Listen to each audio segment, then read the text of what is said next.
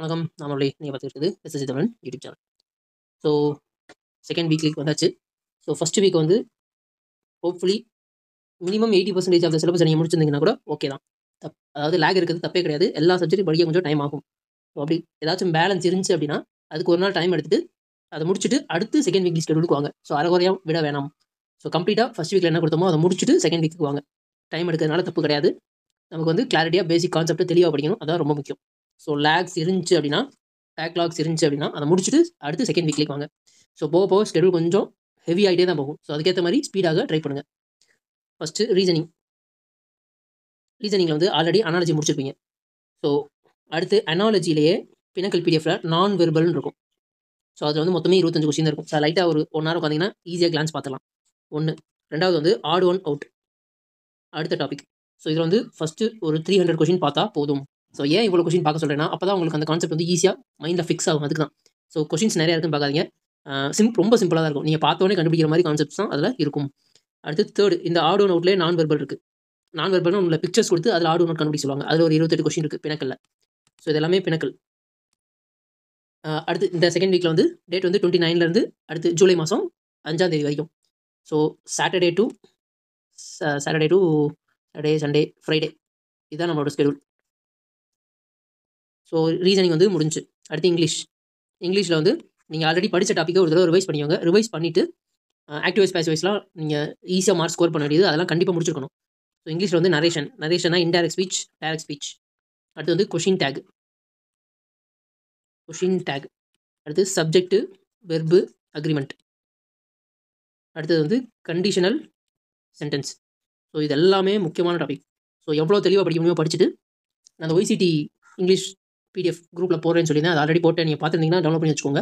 அதில் இருக்க கொஸ்டின்ஸை நீங்கள் ப்ராக்டிஸ் பண்ணுங்கள். ஸோ வேறு spotting, fill in the blanks, sentence improvement எல்லாத்தையுமே ப்ராக்டிஸ் பண்ணுங்கள். ஸோ இந்த 4 டாப்பிக்குமே இம்பார்ட்டன்ட் டாபிக். இதை தெளிவாக படிச்சுட்டு ஒரு தடவை ரிவிஷன் பண்ணிடுங்க.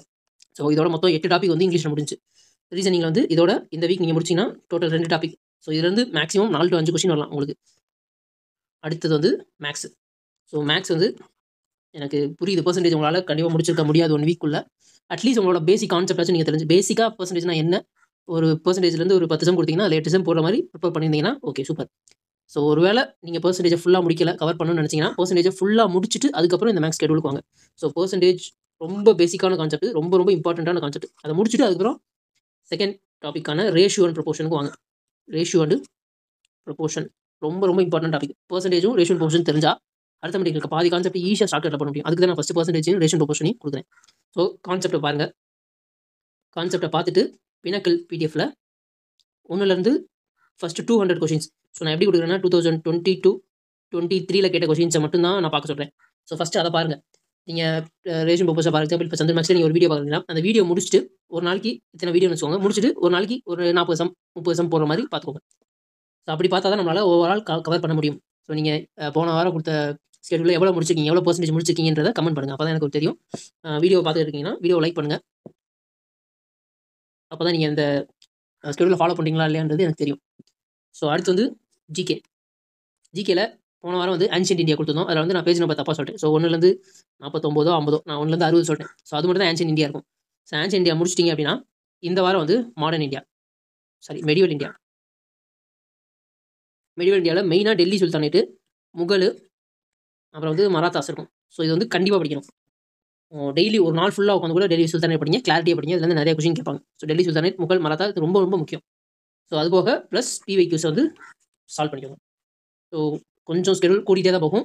நீங்கள் எந்த எக்ஸாமுக்கு ப்ரிப்பேர் பண்ணுறீங்களோ அதுக்கேற்ற மாதிரி உங்களோட ப்ரிஃபரன்ஸை மாற்றிக்கோங்க. இப்போ எம்டிஎஸ்க்கு அப்படின்னா இங்கிலீஷையும் ஜிகேவும் நல்லா பாருங்கள்.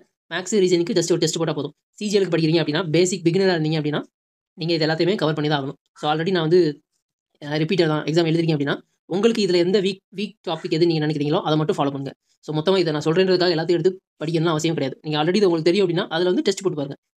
ப்ரீவியஸ் இயர் கொஸ்டின் டெஸ்ட் இருக்கும் டெஸ்ட் புக்கில். ஸோ அதை நீங்கள் போட்டு பார்க்கலாம். உங்களுக்கு ஏற்ற மாதிரி இதை மாற்றிக்கோங்க. ஸோ நான் காமனாக சொல்கிறேன், எஸ்எஸ்சிக்கும் சொல்கிறேன், ரயில்வேஸுக்கும் சொல்கிறேன், காமனாக சொல்கிறேன். அதை நீங்கள் உங்களுக்கு ஏற்ற மாதிரி சேஞ்ச் பண்ணிக்கோங்க. ஸோ எல்லாராலையும் ஒரே ஸ்கெடியூலில் ஃபாலோ பண்ண முடியாது. அவங்களுக்குன்னு ஒரு ப்ரிஃபரன்ஸ் இருக்கும். ஸோ அதுக்கேற்ற மாதிரி நீங்கள் சேஞ்ச் பண்ணிக்கோங்க. ஸோ இது வந்து உங்களுக்கு யூஸ்ஃபுல்லாக இருக்கும் நம்புறேன். நிறைய பேர் பார்க்குறீங்க. ஸோ இதை வந்து இந்த டார்கெட்டை இந்த எய்மை அச்சீவ் பண்ண ட்ரை பண்ணுங்கள். அதான் ரொம்ப முக்கியம். சும்மா வீடியோ பார்க்குறதா பண்ணிடக்கூடாது. இதை வந்து நம்ம ஒர்க் பண்ணி எஃபோர்ட் போட்டு படித்து அச்சீவ் பண்ணணும். அதான் ரொம்ப முக்கியம். ஸோ ரொம்ப ஃபாஸ்ட்டாக போகிற மாதிரி இருந்துச்சுன்னா நீங்கள் ஸ்லோவாகவே போங்க, தப்பே கிடையாது. சில பேர் வந்து காலேஜ் முடிச்சுட்டு காலேஜ் முடிக்கிற ஸ்டேஜ் ஃபைனல் இருக்கீங்க, செம் நடந்துகிட்டு இருக்கும். ஸோ செம்மெல்லாம் முடிச்சுட்டு அப்புறம் இந்த ஸ்கெட்யூல் ஆரம்பிங்க. ரொம்ப ஹரியெல்லாம் பண்ண வேணாம். ரொம்ப அவசர அவசரமா படிச்சோம்னா எதுவுமே கிளாரிட்டியா படிக்க மாட்டோம். ஸோ பொறுமையா, தெளிவா படிங்க. எஃபெக்டிவா படிங்க.